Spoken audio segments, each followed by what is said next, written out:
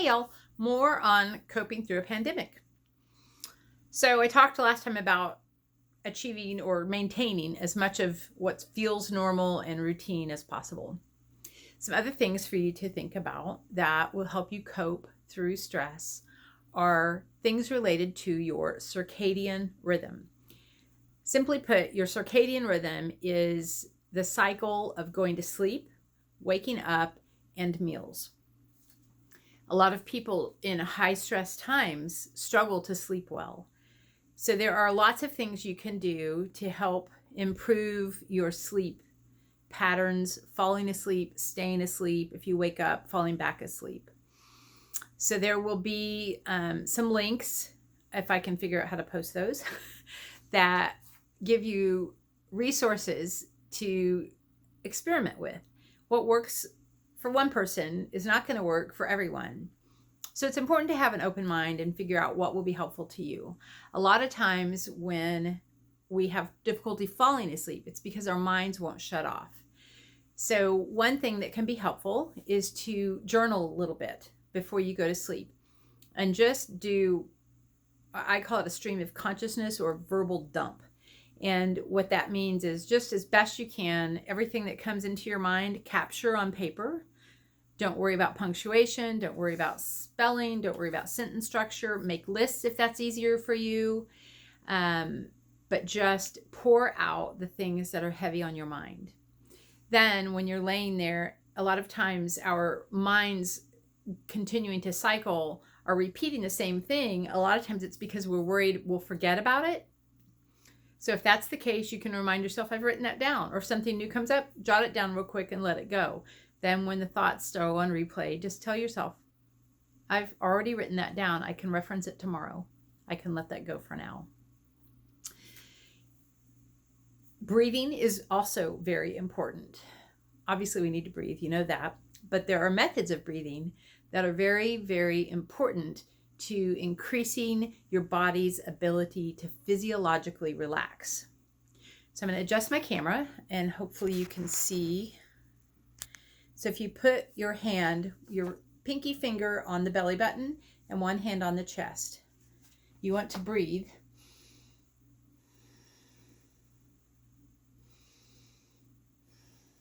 So you can see that my hand on my stomach is rising and the hand on my chest is barely moving. When you breathe so that the hand on your stomach is rising, that is the evidence that you are breathing from your diaphragm. Breathing from the diaphragm increases the amount of oxygen that goes into the depths of your lung. And that means all of the vascular tissue throughout the lungs is getting fully and effectively oxygenated. Stressful breathing, if this is your lung, stressful breathing usually goes shallow. It really doesn't go deep into the lungs. So that's the difference. Shallow, and we breathe shorter breaths, in and out faster. Deep breathing is slower. It goes into the depth of the lung and then exhales.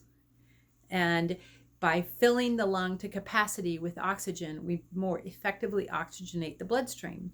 When we do that, we allow more toxins to be flushed from our system, and we create a physiological environment that is more conducive to the muscles softening, lengthening, and relaxing, which allows us to fall asleep better. Stress breathing, we generally have a higher concentration of lactic acid, cortisol, and norepinephrine, which are all stress-based neurochemistry, and they keep us keyed up and awake. So the deep breathing is a really important thing. Our mental focus is also important. So just turning your attention to your breath, such as breathing in to the count of 4, holding for the count of 2, exhaling for the count of 4, holding for 2, can be helpful. So what that looks like is an in, 2, 3, 4, hold, 2, out, 2, 3, 4, hold, 2. And you repeat that, making sure that you're breathing from the diaphragm, as I showed you earlier. And that breath work can help contribute to sleep. There is a type of yoga called Yoga Nidra, Nidra, and there are great videos on YouTube. Yoga studios around Waco also offer Yoga Nidra. And it is a type of yoga that's very passive. You're not in all kinds of bendy, twisty positions. You're actually laying on your back, generally in a pose called Savasana. And that position is to allow your torso, your lungs, and your diaphragm to work unrestricted. So the deep breathing is part of Yoga Nidra. And then there's generally a script in which the yoga instructor guides you through. My favorite one has a focus that shifts from the right to the left side of the body, and it creates for me the feeling of rocking in a boat, which is very relaxing. Yoga Nidra is designed to take you to that place that I call La La Land, which is the brink of sleep, when you're just about to fall asleep, but you're not quite asleep yet. Many people will fall asleep during Yoga Nidra, but it's not essential. What Yoga Nidra does is get your body so relaxed that you can fall asleep better.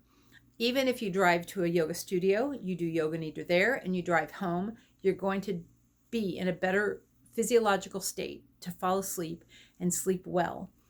Or you can turn on a Yoga Nidra download or YouTube video and set it on a timer so that it will shut off when it's complete. And you can lay in your bed and do the Yoga Nidra, or you can lay somewhere in your house and do it and then move to your bed and see if that helps. It's also helpful to do that if you wake up in the middle of the night and you have a hard time falling back asleep. Then that can be a helpful tool. I hope that these ideas give you some things to try. There are also a lot of apps, I forgot to mention, a lot of apps that contribute to teaching you skills to relax, to be mindful, to be present in the moment, to not have your thoughts spinning and spinning. And I will see if I can post a link, but one of the apps is called Calm. One of them is called Headspace. One of them is called Insight Timer. And another one is Relax Melodies. There are many others, but those are my 4 favorite, and they tend to be the most popular. So many people are finding them to be a useful resource. And there's meditations, there's white noise, there's skill development, there's guided relaxation processes on those different apps. And one of them has some components that create the sound waves that are conducive to sleep that are embedded in the music, and that can be helpful as well.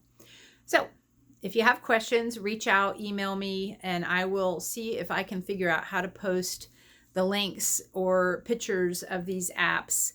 But if I can't, please just reach out to me if you would like these resources. My email is Salley, SALLEY, @enrichmenttcs.com. Hope this helps, everybody.